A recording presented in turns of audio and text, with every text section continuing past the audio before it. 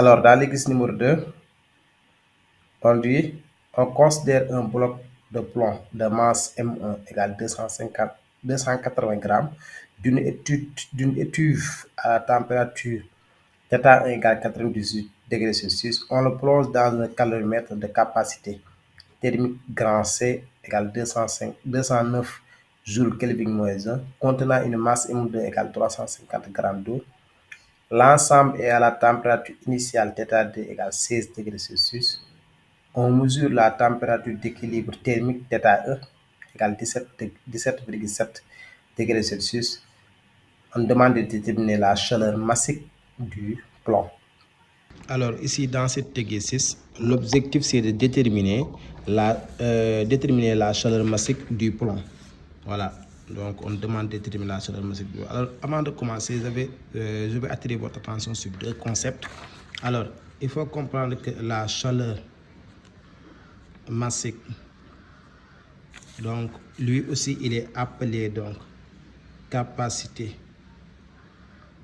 thermique massique. Donc c'est la même appellation. On dit chaleur massique ou bien capacité thermique massique, c'est petit c. Donc c'est différent maintenant de ce qu'on appelle capacité thermique. C'est différent capacité thermique ou calorifique. Donc qui est appelé grand C. Alors ce grand C là est égal à petit c, M multiplié par petit c. Donc ici grand C c'est la capacité thermique ou calorifique, est égal à la masse multipliée par la chaleur massique, donc ou bien capacité thermique massique petit c. Donc ici il faut faire très attention sur les deux concepts. Alors dans cet exercice ici, on demande de déterminer la chaleur massique du plomb, c'est-à-dire on demande petit c. Alors ici, nous allons d'abord identifier les systèmes. Alors pour le système S1, on dit qu'un bloc de masse M1, donc on peut dire M1, à la température de 280 grammes, avec la masse de 280 grammes, à la température θ1, 98 degrés Celsius. Alors c'est ça le système S1.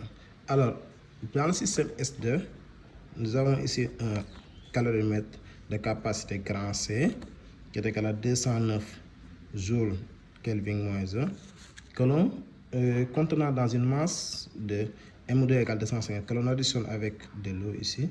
M2 est égal à 350 de masse 350 grammes à la température θ2. L'ensemble, donc c'est la température θ2 qui est égal à 6 degrés Celsius. Voilà. On mesure la température. Maintenant, la température d'équilibre de l'ensemble, que l'on appelle θE, est égale à 17,7 degrés Celsius. Maintenant, la question c'est de déterminer donc la chaleur massique du plomb. Alors pour le système S1, la quantité de chaleur on l'appelle Q1. Q1 donc c'est égal à M1 CE, c'est la capacité thermique massique donc de l'eau, facteur de θ final moins θ équilibre moins θ1. Donc je peux garder ça. Et maintenant le système S2 que l'on appelle Q2. Q2 lui c'est égal à Q calorimétrie plus Q de l'eau. Je peux l'appeler QE prime si vous voulez. Donc c'est égal à la capacité thermique donc du calomètre que l'on appelle ici grand C, d'accord, facteur de θ final moins θ2, maintenant plus M2 donc CE, on est d'accord, facteur de θE moins θ2. Alors pour Q2 on peut factoriser par θE moins θ2, donc nous aurons grand C plus M2 CE, d'accord, le tout facteur de θE moins θ2. Donc c'est ça Q2. Donc nous avons Q2 qui est là et Q1 qui est là.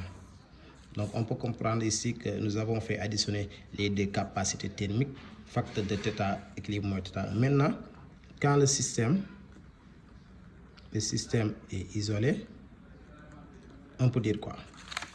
Si le système est isolé, on peut dire que Q1 plus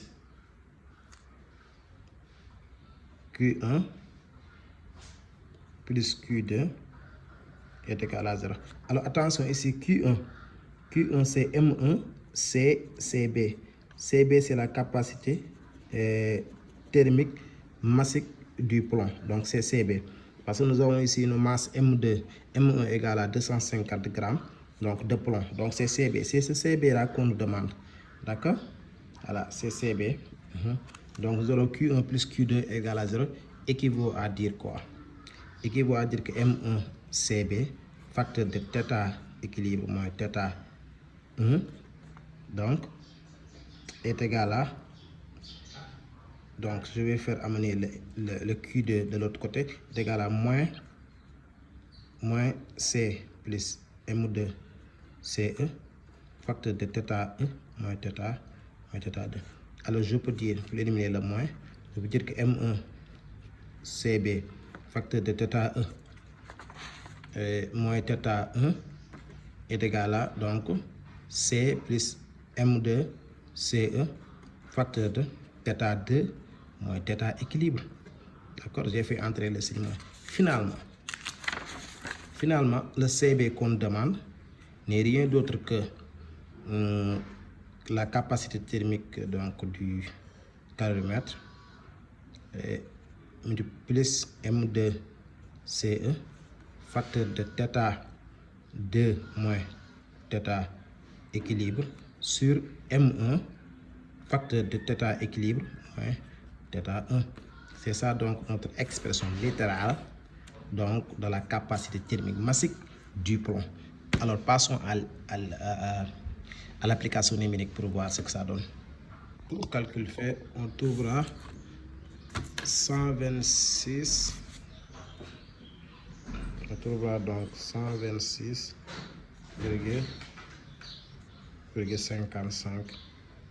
donc 126,55 joules, kilogramme moins 1, Kelvin moins 1. Donc c'est ça la capacité thermique massique du plomb.